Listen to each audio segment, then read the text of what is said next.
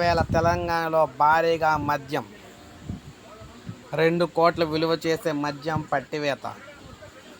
లోక్సభ ఎన్నికల నేపథ్యంలో పోలీసులు రాష్ట్ర వ్యాప్తంగా జిల్లా సరిహద్దుల్లో ముమ్మరంగా తనిఖీలు చేపడుతూ ఉన్నారు. మద్యం డబ్బు ప్రవాహాన్ని అడ్డుకోవడానికి ఎన్నికల సంఘం అధికారులు విస్తృతంగా తనిఖీ చేస్తూ ఉన్నారు. తాజాగా మహబూబ్ నగర్ జిల్లాలో 2 కోట్లు విలువ చేసే మద్యాన్ని పోలీసులు పట్టుకున్నారు. మహబూబ్ నగర్ జిల్లాలోని బాలానగర్ వద్ద భారీగా మద్యం పట్టుబడింది.